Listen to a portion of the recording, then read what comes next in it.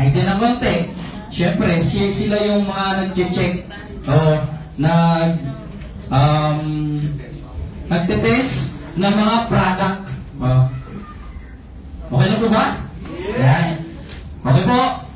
Bigyan po natin ng isang bag, dalawang bags, tatlong bags, tatlong bags. Si Ramil Pascua.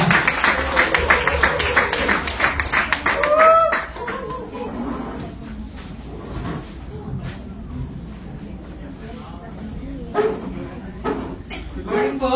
Good morning. Ayan. Ayan naman ako. Ayan.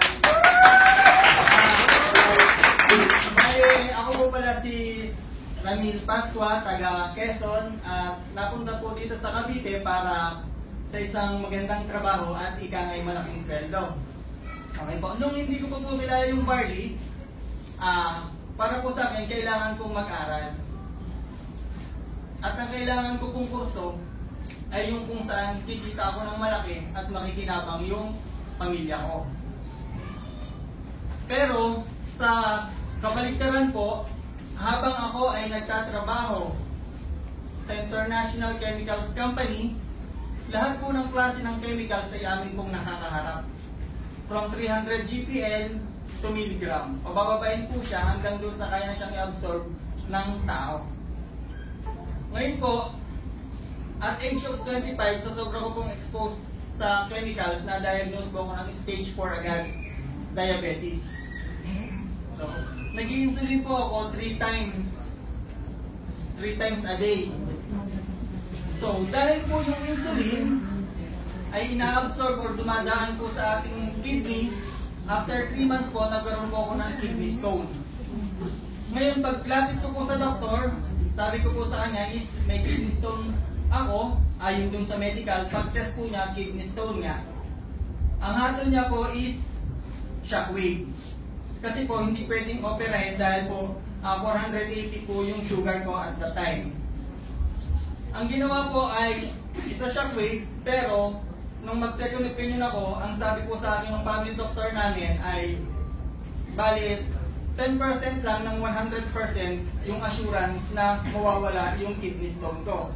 Pero mas malaking percent is kumalat siya at umabot sa atay, sa pancreas, kumalat. So hindi ko po siya ginawa. Nirestahan ako ng additional na gamot para doon sa bato, baka sakaling matutunaw, pero nag-suffer naman po is yung atay ko. Noong una, akala ko yung atay, yung hepatitis B is nakukuha lang sa pakikipag-contact or hawa, buhat sa ibang tao. Nakukuha din pala siya sa sobra at maling-maling gamit ng gamot. Tapos po, nung ginagamot na yung aking atay, nagkaroon naman po ako ng sakit sa puso. Doon na po ako narestahan ni Bobulul, tapos after a week is Losartan. Nung nagtanong ako sa doktor kung bakit Losartan, yung pala po, high blood na rin ako. After a month na naman, sige yung absent ko, may lagnat, check up ulit, may sinusitis na po ako, yung pala, nagko-collapse na rin po yung aking lungs. Sa madaling salita, at age of 25 to 27, 12 pieces po na gamot yung iniinom ko sa isang araw, plus 3 insulin. Dati po, kung nakikita nyo ngayon na medyo mataba na dahil po yun sa product natin. Dati po, sa haba kong ito, yung timbang ko po is 37. Buti na nga lang po at that time, yung mas nauna akong makatikim ng barley kaysa dun sa mga bulate. Kasi sabi po dati, isang bulate na lang daw po ang hindi po may perta. Hindi niya po matuko yung bahay namin kasi hindi pa rin siya nakapag-barley. Ngayon po, nakapag-barley, naunahan ko siyang mag-barley, kaya eto po ako ngayon. Okay po. Ang isi-share ko lang po sa inyo is yung differentiation between synthetic at saka po yung product natin. Okay po. Ang synthetic po na iinom natin, yun po is nakasanayan. Wala naman pong masama kung uminom ka nun. Kaso po, lahat ng synthetic na iinumin po natin, yun ay para sa isang sakit lang. Pero, ayun po ay kontra sa iba nating organ.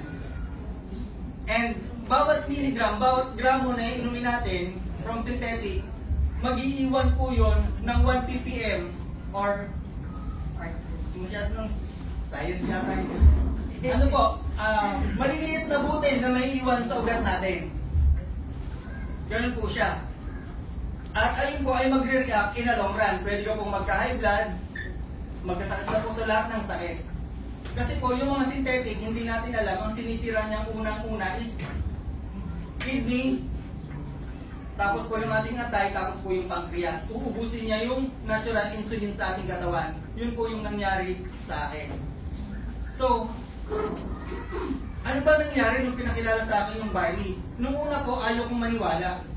Kasi nga po, ang katwiran ko, tayo yung nagpo-formulate ng lahat ng klase ng chemicals. Alam natin kung hanggang saan tayo pwedeng tumagal sa chemicals. Sa mga man-made chemicals. Kasi po, dalawang klase yung chemicals. Isa pong man-made chemicals at saka po isang natural chemicals. Kaya ko po, ipinapaliwanag yung difference ng dalawa kasi po, meron akong isang pasyente na sobrang pilosopo din.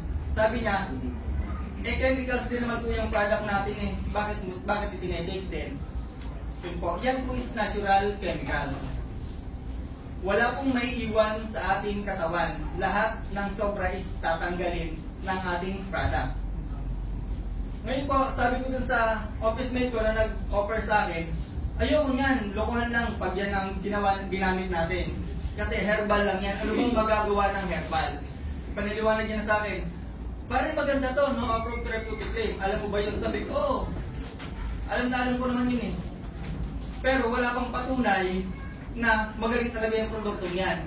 Para sa akin po, ganun yung isip ko dahil hindi ko siya binibigyan talaga ng pansin.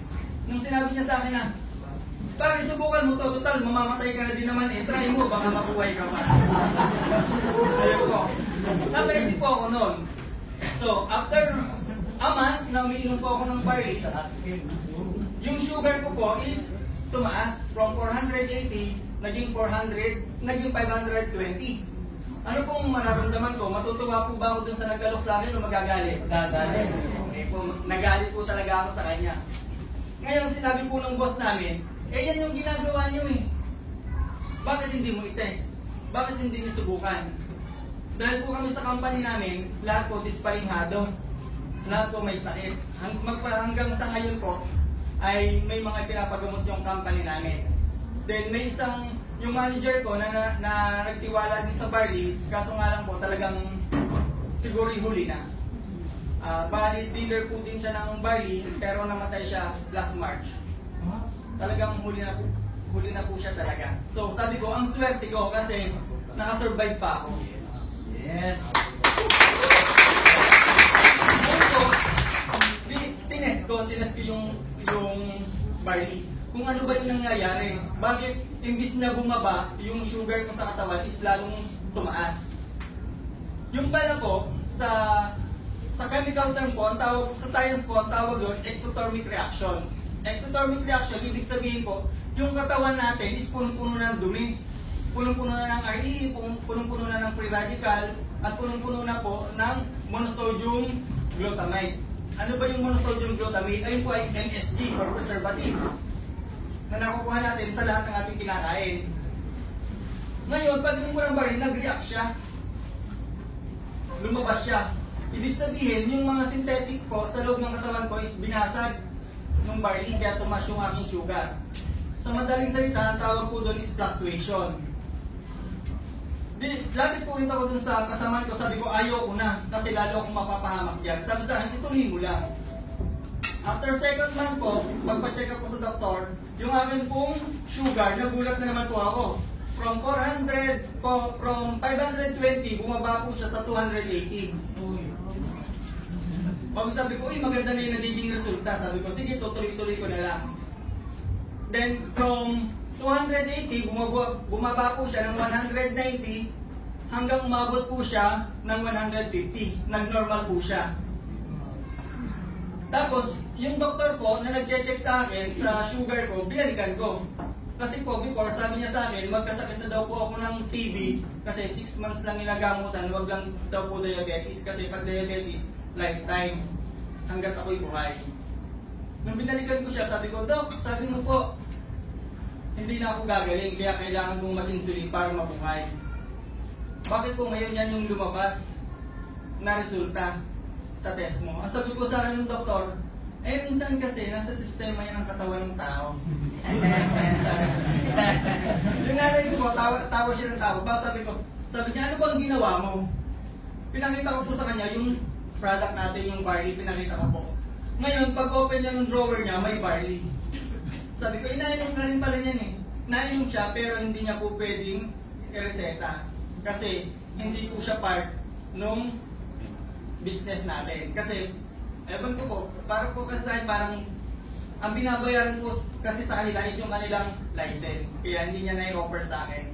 Pero ngayon po, pagka napunta ko sa kanya, sabi niya, Sir, namimiss na kita, kailan ka pupunta dito? Ganun po. Ganun yun po yung kagandahang nagawa sa akin ng produkto. At hindi lang po sa akin, maging sa pamilya ko, maging sa